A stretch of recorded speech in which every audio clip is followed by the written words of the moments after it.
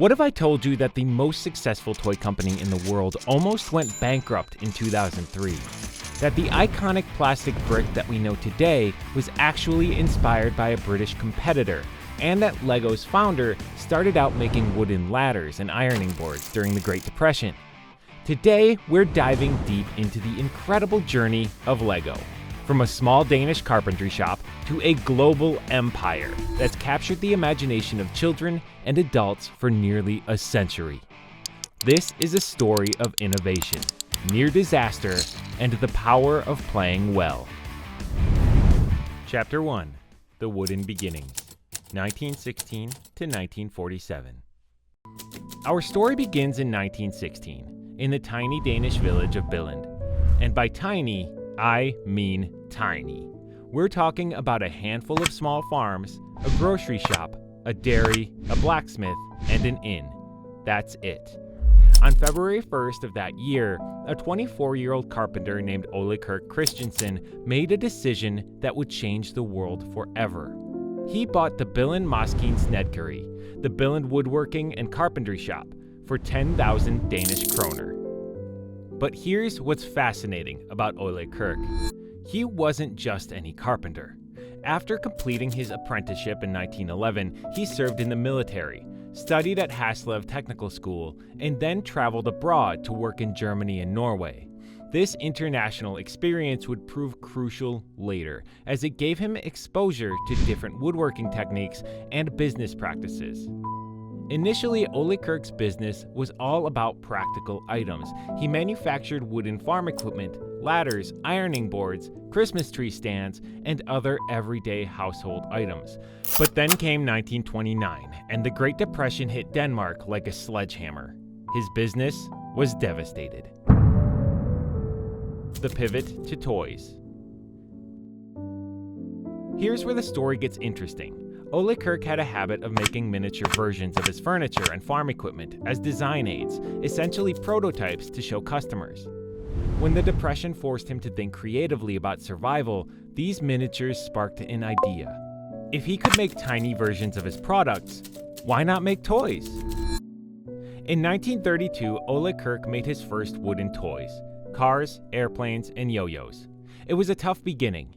He didn't make a profit initially, and he had to reach out to his family for help. But he persisted, driven by a philosophy that would define the company forever.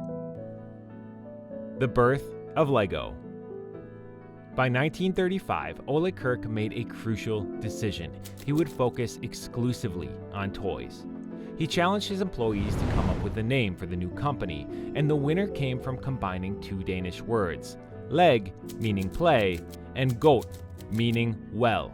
Together, they formed Lego, play well. What's remarkable is that Ole Kirk didn't realize at the time that Lego also means I study, or I put together, in Latin. It was a perfect coincidence that would prove prophetic. During this wooden toy era, Lego established its reputation for quality. Ole Kirk's motto was, "Only the best is good enough." And he meant it. There are stories of him rejecting entire batches of toys because they weren't painted perfectly or had minor imperfections. This obsession with quality would become Lego's defining characteristic. The fire that almost ended everything. But fate had one more test for Ole Kirk. On March 20th, 1942, a devastating fire destroyed his entire woodworking factory. At 3 in the morning, an apprentice came running. "The factory's burning." The shock nearly broke him. Insurance couldn't cover the losses, and the other Danish towns offered him fresh starts elsewhere. But here's what's remarkable. Ole Kirk refused to abandon his 26 employees in tiny Billund. Instead, he took a massive financial risk, secured a loan from Vale Bank, and built Lego's first dedicated toy factory on the ashes of the old one. By year's end, production had resumed with 40 employees. Sometimes, the most devastating setbacks become the foundation for the greatest triumphs. Chapter 2: The Plastic Revolution, 1947 to 1958. The inspiration from Kittycraft.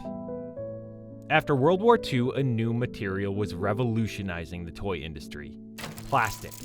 In 1947, Ole Kirk began studying plastic toy designs from other companies, and one particular product caught his attention: the self-locking binding bricks from the British company Kittycraft.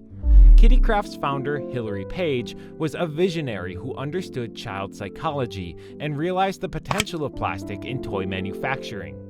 His self-locking binding bricks, introduced in 1944, were the direct inspiration of what would become Lego bricks.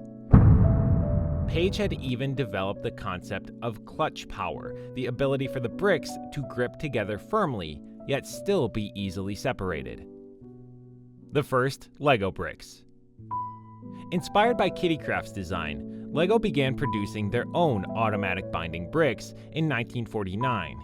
These weren't called Lego bricks until 1953, and they were quite different from today's bricks.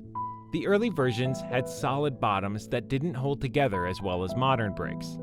The crucial breakthrough came during a meeting on January 23, 1958. Ole Kirk's son, Gottfried Kirk Christensen, was grappling with the problem of how to improve the bricks' holding power. The solution?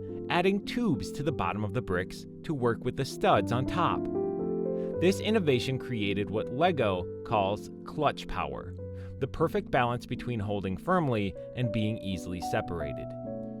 The tubes and studs system meant that bricks could be assembled in virtually any arrangement while maintaining stability. It was this design that was patented in 1958, establishing the founding for modern Lego. The Lego system in play. Gottfried Kirk Christensen didn't just improve the bricks, he revolutionized the entire concept. During a trip to the London Toy Fair in 1954, he developed the idea of the Lego system in play. This wasn't just about individual bricks, it was about creating a comprehensive system where every element worked together. The genius to the Lego system was modularity. Every brick was manufactured to precise tolerances, ensuring that a brick made in 1958 would still connect perfectly with a brick made today. This Lego unit, the basic measurement system, meant that sets could be combined, modified, and reimagined in ways the designers never intended. Chapter 3: The Minifigure Revolution, 1975 to 1989. The first minifigures. In 1975, Lego introduced what would become one of its most iconic innovations, the minifigure. But these figures were quite different from what we know today. They had no moving arms or legs, and their faces were completely blank. No expressions, no features, just yellow plastic.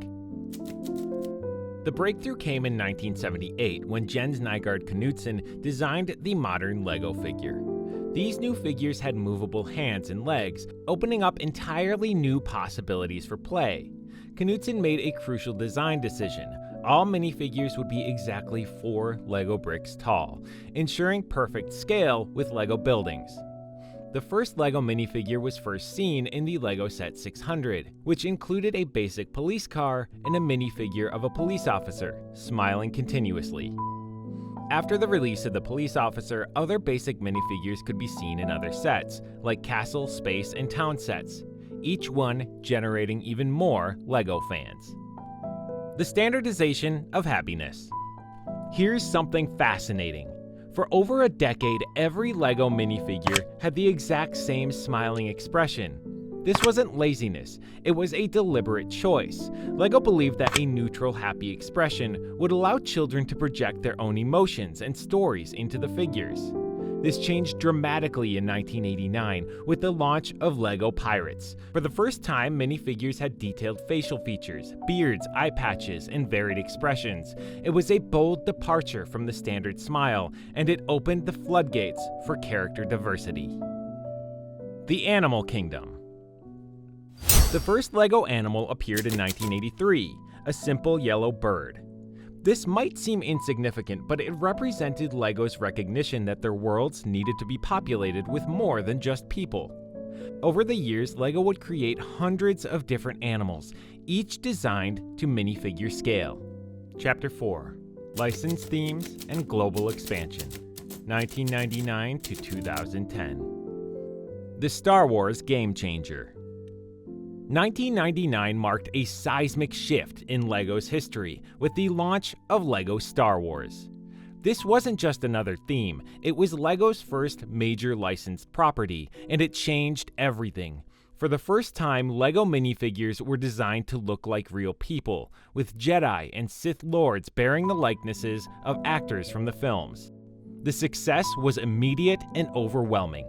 LEGO Star Wars became the company's longest-running and most successful licensed theme, with LEGO retaining the rights until at least 2032. Some sets, like the 2020 Mos Eisley Cantina with its 3,000 pieces, rival the complexity of actual movie sets. The flesh tone controversy. One of the most controversial changes in LEGO history came with Star Wars, the introduction of flesh-toned minifigures. For over 2 decades, all LEGO people had been yellow, regardless of the character they represented. This was intentional. LEGO wanted their figures to be racially neutral. But when LEGO began creating licensed figures based on real actors, they faced a dilemma. Should Luke Skywalker be yellow or flesh-toned? The decision to introduce natural skin tones was met with significant resistance from LEGO purists, but it proved necessary for the licensed themes to work. The expansion of licensed properties. Following the success of Star Wars, LEGO expanded into other major franchises: Harry Potter, Lord of the Rings, and Jurassic World. Each brought its own challenges and innovations. Harry Potter introduced new building techniques for recreating the architecture of Hogwarts. Lord of the Rings required new minifigure designs for characters like Frodo and Gimli, leading to the creation of shorter legs and other specialized parts. Chapter 5. Near Bankruptcy and Recovery, 2003 to 2004. The Galador Disaster. While LEGO was expanding into licensed properties, the company was also experimenting with entirely new concepts. Unfortunately, one of these experiments nearly destroyed the company. In the early 2000s, facing declining sales, some executives wanted to abandon traditional bricks altogether. The result was Galador, a line of action figures that used no LEGO bricks whatsoever. The figures were based on the concept of flinching. Any limb from any character could be inserted into any other character's socket. While this customization was theoretically appealing, the execution was disastrous. Galador was so poorly received that LEGO blamed it for their near bankruptcy in 2003. The company was losing money at an alarming rate, and many thought this was the end of the LEGO story. However, Galador did introduce one innovation that survived: rotating joints, which are now commonly used in LEGO's mech and monster designs. The Bionicle Savior.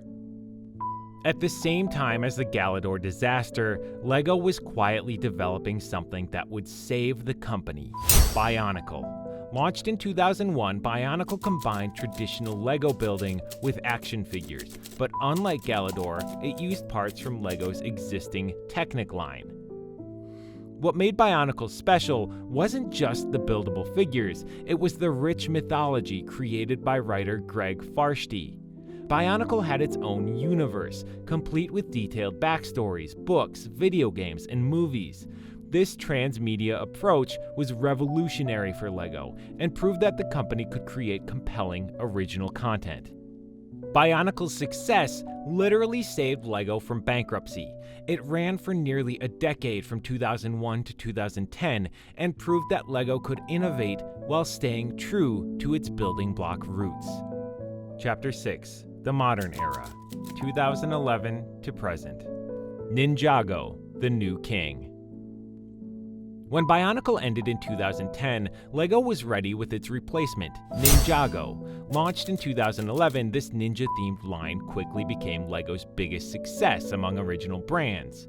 What made Ninjago different was its approach to world building. Instead of a single massive storyline like Bionicle, Ninjago featured episodic adventures that were easier for children to follow. Ninjago also embraced the system approach more fully than Bionicle. While Bionicle figures were primarily action figures that happened to be buildable, Ninjago featured traditional Lego sets, vehicles, buildings, and mechs alongside specialized minifigures. This combination of traditional building with modern-day storytelling proved to be a winning formula. The architecture of innovation. One of LEGO's most surprising successes has been LEGO Architecture, a line targeted specifically at adults. Launched in 2008, Architecture sets recreate famous buildings and landmarks in LEGO form. From the Statue of Liberty to the Sydney Opera House, these sets proved that LEGO could appeal to sophisticated adult builders. The success of Architecture opened the door for other adult-focused themes like Creator Expert, Technic's Advanced Models, and the massive Ultimate Collector's Series Star Wars sets. LEGO had discovered that their childhood fans grew up but never stopped loving LEGO. The digital revolution. Modern LEGO isn't just about physical bricks. The company has embraced digital technology in ways that enhance rather than replace traditional building. LEGO video games, starting with LEGO Star Wars in 2005, have become major successes, combining LEGO humor with beloved franchises. LEGO has also introduced programmable elements like LEGO Mindstorms and LEGO Boost, allowing builders to create robots and interactive models. These sets bridge the gap between traditional building and modern technology, preparing children for a future where physical and digital creation go hand in hand. The movies and beyond. LEGO's cultural impact reached new heights with the LEGO Movie in 2014. This wasn't just a marketing vehicle, it was a genuine celebration of creativity and imagination that resonated with audiences worldwide. The movie's success led to sequels and spin-offs, establishing LEGO as a multimedia entertainment brand. Chapter 7. The Future of Building. Sustainability and Innovation. Today's LEGO faces new challenges, particularly around environmental sustainability. The company has committed to making all LEGO bricks from sustainable materials by 2030, a massive undertaking that requires rethinking decades of manufacturing processes while maintaining the quality and clutch power that define LEGO bricks. They've already introduced plant-based polyethylene for botanical elements and are experimenting with recycled materials. The challenge is enormous. LEGO produces approximately 20 billion bricks per year, and each one must meet the same exact standards as bricks from 1958. The collector's market. LEGO has also embraced the adult collector market in unprecedented ways. Limited edition sets, designer collaborations, and massive builds like the 9,090-piece Titanic set show that LEGO recognizes its adult fans as a crucial market segment. The rise of adult fans of LEGO, AFOLs, has created a secondary market where rare sets can sell for thousands of dollars. Educational evolution. LEGO Education has evolved from simple classroom sets to comprehensive STEM learning systems. LEGO Education Spike, launched in 2019, combines traditional building with coding and robotics, preparing students for careers in technology and engineering. The company has realized that learning through play isn't just a phrase, it's a fundamental approach to education. Conclusion: the power of play. From Ole Kirk Christensen's wooden toys in 1932 to today's sophisticated sets and digital experiences, LEGO's journey is a testament to the power of innovation, quality, and imagination. The company that almost went bankrupt in 2003 is now the world's most valuable toy brand, worth over $7 billion. But perhaps the most remarkable thing about LEGO isn't its financial success. It is its cultural impact. LEGO has become a universal language of creativity, bridging generations, cultures, and interests. Whether you're a child building your first castle or an adult recreating the Millennium Falcon, LEGO represents the fundamental human need to create, build, and play. The story of Lego teaches us that the best innovations often come from the simplest ideas, interlocking bricks that can be combined in infinite ways. It reminds us of the joy of building something with our own hands, one brick at a time.